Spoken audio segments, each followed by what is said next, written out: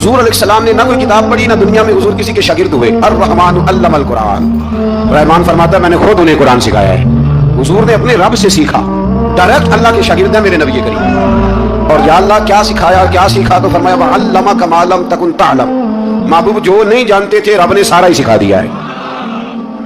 लोग पूछते हैं आपके उस्ताद का नाम क्या है, लेकिन जितना बड़ा उस्ताद हो शागिर्द का इल्म भी उतना बड़ा होता है। तो नबी पाक ने अल्लाह से सीखा है। अब आप अंदाजा कर लें कि अल्लाह ने क्या क्या इल्म मेरे रसूल को सिखाया है।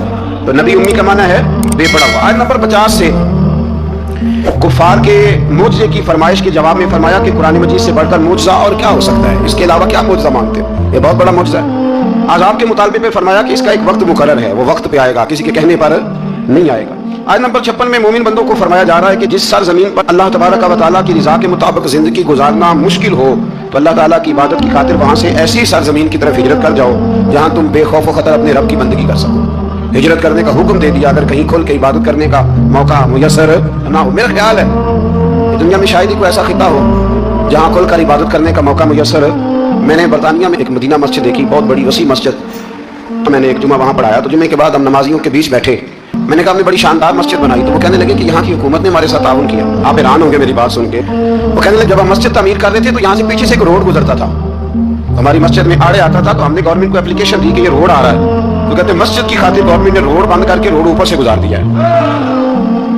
अब तो इबादत करने की तो कोई दिक्कत नहीं, पर शर्त यह है कि इबादत करने वाले भी तो होने चाहिए ना।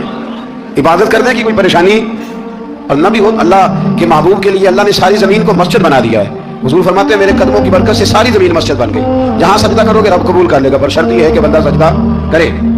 फरमाया और कितने ही जानवर हैं जो अपना रिस्क उठाए नहीं फिरते, इनको अल्लाह रिस्क देता है।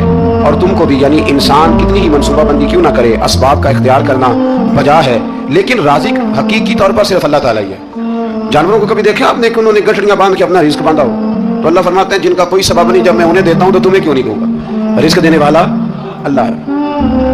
फिर आगे जाके आयत नंबर 64 में फरमाया कि दुनियावी जिंदगी के खेल और तमाशा होने और उखरवी जिंदगी में असल जिंदगी ही तुम्हारे लिए वो है जो आखिरत की जिंदगी है। दुनियावी जिंदगी तो सिर्फ खेल और तमाशा है, खेल है। मतलब जब कोई दुनिया से चला जाता है तो फिर लोग क्या कहते हैं, कोई क्या कर सकता है, कर सकता है कुछ, ये तो एक खेल और तमाशा सा है। मतलब मैंने बच्चे पाले तो फिर बाद में मेरे बच्चों ने बच्चे पालने शुरू कर दिए, फिर उनके बच्चों ने बच्चे। और बहुत बड़ा लफ्ज़ है जनाब ये हमारे पास, बच्चों के लिए कर रहा हूँ जी। और अब्बा जी की उम्र 85 साल हो जाती है तो बच्चे कहते हैं अब्बा एक दुकान ही दे दे, कहते तो नहीं देनी, वो जो तुम्हारे लिए कमाया सारी उम्र। तो मैं कहता हूँ ये जो बच्चों का बहाना है ना, ये बहाना है। बैंक बैलेंस अपने नाम का, मकान अपने नाम, गाड़ी, और रोज कहता क्या है। और भाई मैं ये कह रहा हूँ कि ये बहाना है, बच्चों के लिए है, बिल्कुल ठीक है, लेकिन बच्चों के काम तो आएगा ना हमारे जाने के बाद। आज तो मालिक और वारिस हम ही है ना, इसलिए थोड़ा निकले इस खेल तमाशे से, उस आखिरत की भी फिक्र करें। इमाम ज़ैनुल आबिदीन घर में नमाज पढ़ रहे थे तो आग लग गई, लोग बुझाते रहे, इमाम साहब नमाज पढ़ते रहे।